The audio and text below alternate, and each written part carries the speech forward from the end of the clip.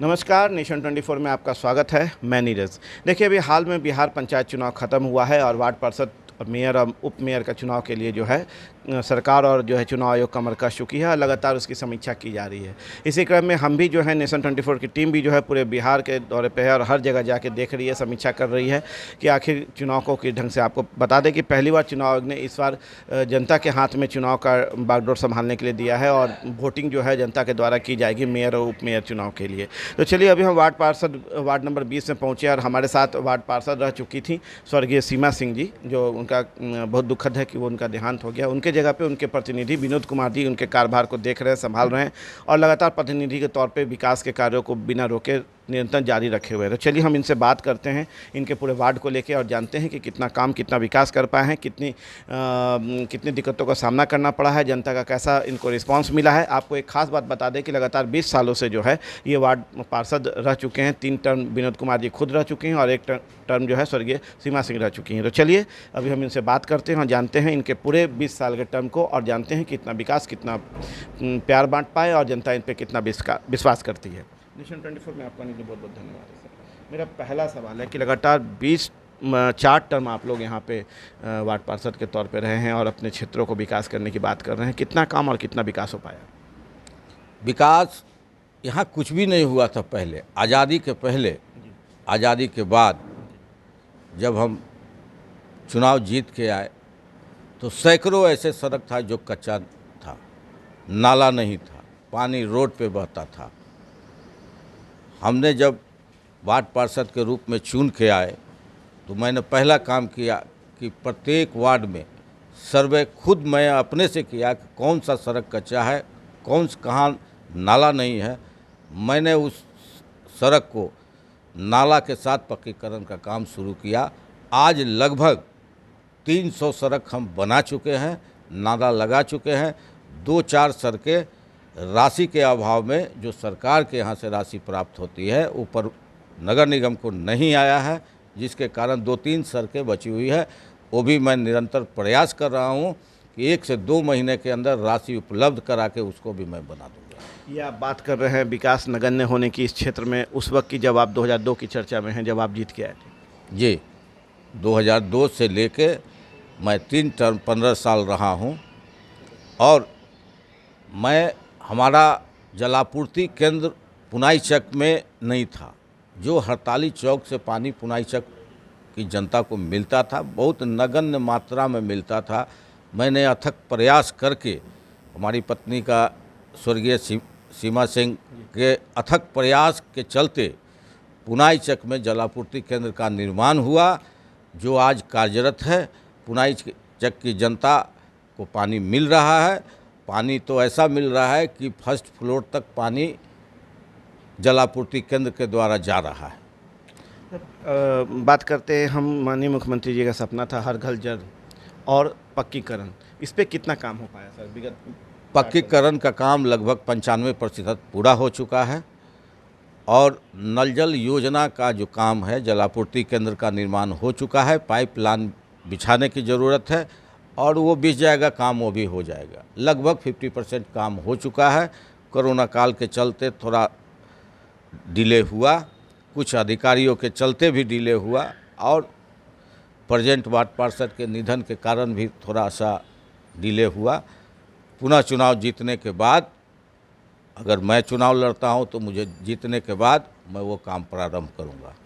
आप मानते हैं सर कि अफसरशाही भी हावी है? बिल्कुल है। अफसरशाही अगर हावी नहीं होता तो पाइपलाइन का विस्तार हो गया होता। मैंने 3 बार नगर निगम कमिश्नर को, water board, Patna water board को मैंने लिखा है कि हमारे क्षेत्र में पाइपलाइन का विस्तार किया जाए, लेकिन कोई सुनने को तैयार नहीं है। वो चिट्ठी आज भी है मेरे पास, मैं रखे हुए हूँ, संभाल के इन्हीं दिन के लिए रखा हुआ हूँ।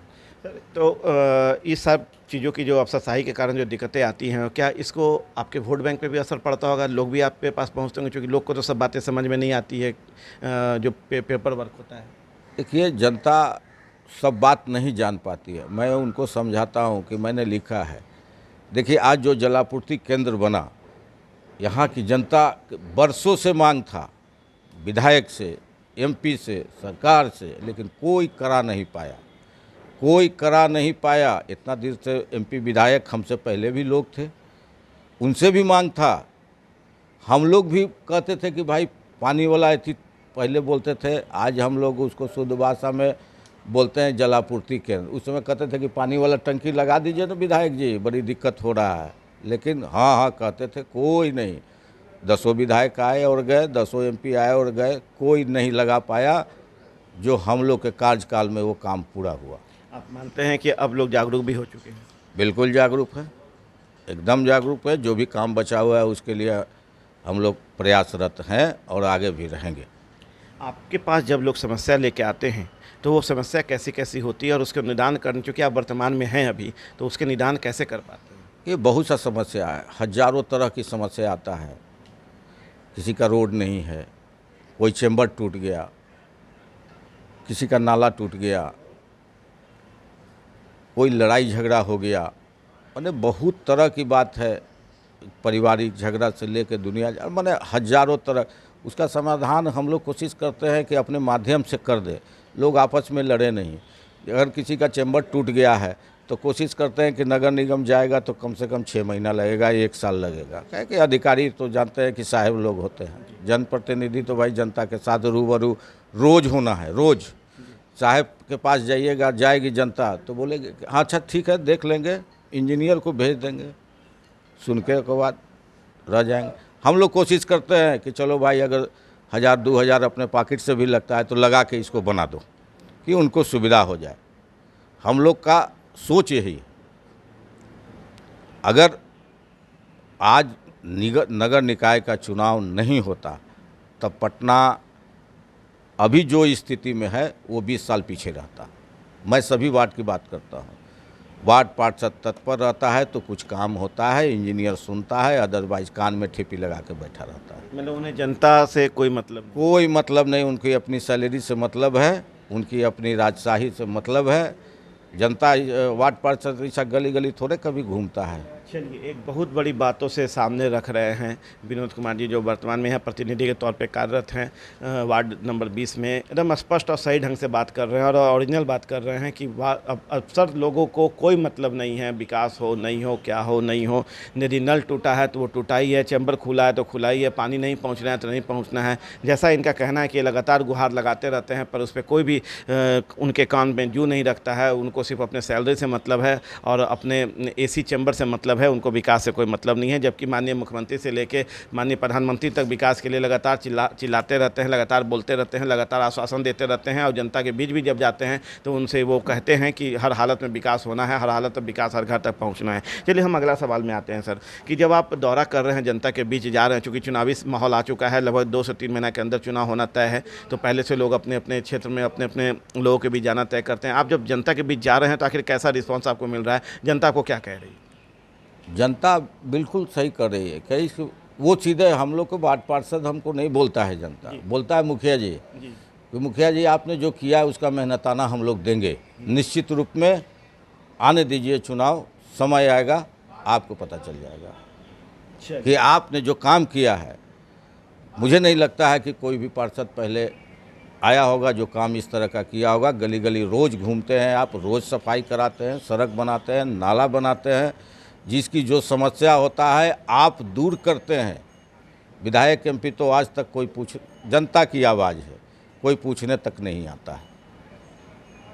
और जहाँ तक विकास की बात है, आप घूम के हमारे क्षेत्र में देख सकते हैं, शिलापट 200 से कम, 250 से कम नहीं होगा जो लगा हुआ है। शिलापट ही लगा है या शिलापट जिस पे जो लिखा है अंकित है वो काम भी हुआ है? बिल्कुल हुआ है, आप देख सकते हैं, कहीं भी देख सकते हैं। आप एक ही रोड चले जाइए ना, बगल में पोस्ट ऑफिस रोड है, बगल में आपका नवाड स्टाफ क्वार्टर है, आप उस सड़क को भी देख लीजिए, जाके देख लीजिए। तो आपके क्षेत्र में स्लम एरिया भी है, झुग्गी झोपड़ी जिसको कहते हैं, वहाँ की स्थिति कैसी है? वहाँ के लिए आपने कुछ सोच रखा है या कुछ कार्य हो रहा है? हाँ बिल्कुल, हमने वहाँ समरसेबुल जितना भी झुग्गी झोपड़ी है था उसमें समरसेबुल बोरिंग का निर्माण करा दिया गया है और 1 करोड़ योजना के अंतर्गत आधा सड़क बन चुका है, आधा राशि के अभाव में अभी तक नहीं बना है। राशि आएगी, बन जाएगी। समरसेबल बोरिंग का निर्माण प्रत्येक स्लम बस्ती में है, आप देख सकते हैं वहाँ जाके। अच्छा, गरीबों के लिए आवास, शौचालय, ये सारी चीज़ भी योजना में है। इसके लिए सर आप क्या कर रहे हैं? आवास के लिए जो प्रधानमंत्री आवास योजना की बात करें या कौन से आवास की बात कर रहे हैं? जो गरीबों के लिए, बीपीएल लोग के लिए, एपीएल लोग के लिए जो आवास, प्रधानमंत्री आवास योजना है, ये सारी चीज़ें जो आती है योजनाएं सरकार की। देखिए, सरकार में एक आवास योजना जो देहात में चलता है, रूरल क्षेत्र में पड़ता है, शहर में तो वो ज़मीन है नहीं जी। और एक प्रधानमंत्री आवास योजना जो चल रहा है, जिस माने शहर में भी जो गरीब है, जिसकी झोपड़ी है, कि उसमें उसको पैसा दे के मकान बनाना, तो उसमें समस्या ये आ रही है कि इतना न जटिल प्रक्रिया है उसका, जिसको उस गरीब व्यक्ति को फुलफिल करना आसान नहीं है। हमने पहले कई एक बार बोला कि मैं सरकार से मांग करूंगा कि ये जो जटिल समस्या है इसको सरल बनाए, तभी गरीबों को लाभ मिल सकता है। इससे इतना जटिल समस्या, इतना न कागजात है कि फिल नहीं कर पाता है। मुझे नहीं लगता है कि हमारे क्षेत्र में 2-4 लोग के अलावा और किसी को पैसा मिला होगा। राशन कार्ड को लेके एक नया आदेश जारी हुआ है कि जिनके पास गाड़ी होगा, बिजली होगा, ये सारे चीज़ होंगे, उनको राशन कार्ड उपलब्ध नहीं किया जाए। क्या लगता है आपको, ये सही जजमेंट है या इसको दरकिनार करना चाहिए? ये सब चीज़ तो पहले से होनी चाहिए थी। राशन कार्ड जांच होकर बननी चाहिए और बहुत सारे लोगों का सोच है ये कि राशन कार्ड अगर हमें बन जाता है तो उनको अनाज नहीं चाहिए, सिर्फ आइडेंटिफिकेशन के लिए उनको राशन कार्ड चाहिए। बहुत लोगों का सोचना ये है, तो सरकार उस पर भी कुछ करे। ठीक है, आप जिसके पास घर है, गाड़ी है, उसको काट दीजिए, कोई ज़रूरत नहीं है उसको, गरीबों के लिए मिले, ये हम भी मांग लगता होगा कि इससे बहुत हद तक मतलब अनाज पे रोक लगाया जा सकता होगा जो गरीबों के लिए हक में होगा। हाँ बिल्कुल रोक लगेगा, कुछ तो रोक लगेगा, निश्चित रूप से रोक लगेगा, लेकिन बनाने से पहले ही इसकी जांच कर लेनी चाहिए थी सरकार को। सर, डीलर्स की मनमानी जारी रहती है हर क्षेत्र में, चाहे हम गांव की बात करें चाहे शहर की बात करें। आपके भी क्षेत्र में डीलर्स होंगे सर, उनकी मनमानी हमेशा गरीबों के साथ रहती है कि जहां पे अनाज जितना देना है उसमें कम करना, या फिर जो भी चीज़ें उपलब्ध हो रही है सरकार की तरफ से उसमें कम देना, पैसे लेना। सर, इस पर रोकथाम की नज़र होती है आपको, या आप देखते हैं कि इस टाइप के मामला आप तक पहुँच रहा है? बिल्कुल पहुँचता है, रोज़ पहुँचता है। डीलर की मनमानी है, जनता जाती है अनाज लेने के, तो जाइए ख़त्म हो गया है, आज नहीं मिलेगा, 4 दिन की बाद मिलेगा, फिर 4 दिन के बाद जाता है तो बोलता अभी नहीं है। कैसे रोक पाएंगे सर? और एक तो कि उसको सप्ताह में किसी दिन भी बंद नहीं करना है, लेकिन वो झूठ मूठ के अपने लोग बना दिए कि सोमवार को हम लोग बंदी रखेंगे। कहाँ नियम है कि आप सोमवार को बंदी रखेंगे? इस पर चाहिए अधिकारी और पदाधिकारियों को कि छापामारी कर जांच दल बैठा के उसको जांच करे, जनता से पूछे, लेकिन ये सब तो होता नहीं। हम लोग एमओ को फ़ोन करते हैं, एमओ जाता है, क्या बतियाता है, करता है, लेकिन कुछ नहीं, सब पैसे का खेल है। कमीशन खोरी भी हो सकती है? बिल्कुल है, 100% कमीशन खोरी है और जनता को तबाह किया जाता है राशन देने में। जैसे वो अपने घर से दे रहे हैं ना, वैसे करता है डीलर यहाँ का। सर, वैसी कौन सी योजना है जिसको लेके आपको ये विगत 4 टर्म में बहुत तकलीफ का सामना करना लगा कि काफ़ी जटिल, काफ़ी कठिन है इस योजनाओं को धरातल पर उतारने में? देखिए, जलापूर्ति केंद्र का निर्माण करना तो जटिल था ही, लेकिन अथक प्रयास के मुझे सफलता मिली। पुनाईचक की जनता को कुछ आराम मिला। शिक्षा अच्छी व्यवस्था है हमारे यहाँ, 2-2 स्कूल है, लड़के का अलग है, लड़की का अलग है, उसमें कोई अथी नहीं है, कोई दिक्कत नहीं है।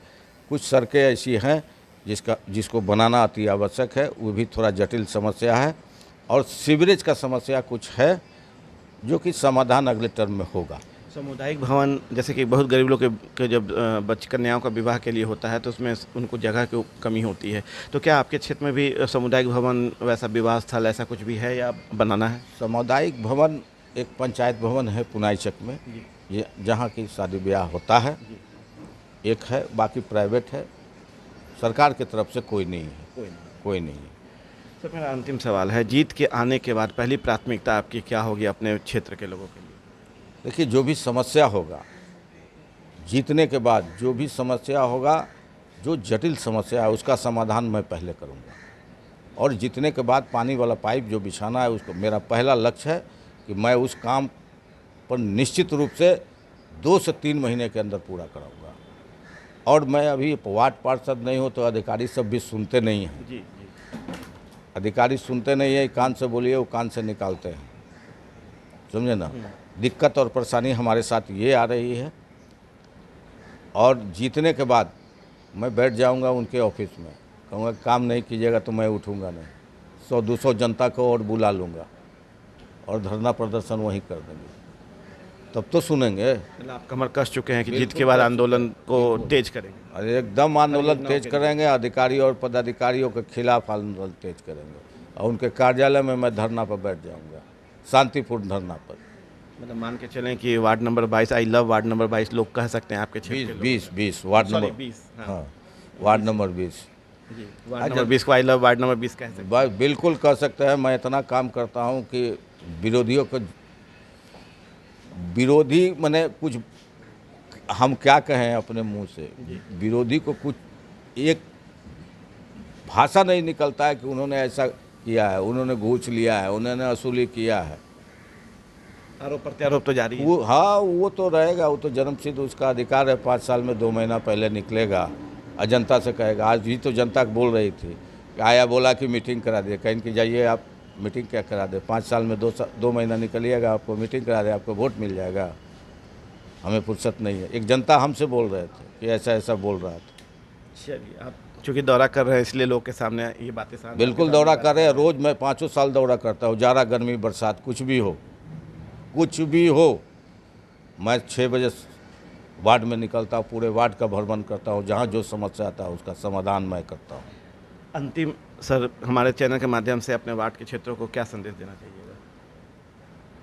क्षेत्र के लोगों को मैं यही कहूँगा कि जो आपके बीच रहा है, जो आपका समस्या का समाधान किया है, निश्चित रूप में आप उसके साथ रहें, चाहे चुनाव हो चाहे ऐसे हो, किसी भी चीज़ में आप उसके साथ रहें। अगर मैं नहीं किया हूँ तो मुझे वोट ना दें, मैं अगर किया हूँ तो किसी दूसरे को वोट ना करें।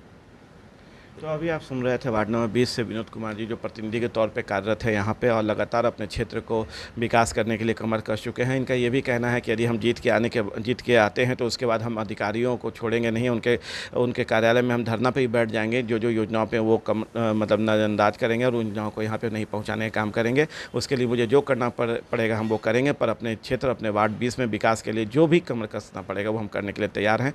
आप देखते रहिए नेशन 24। नमस्कार।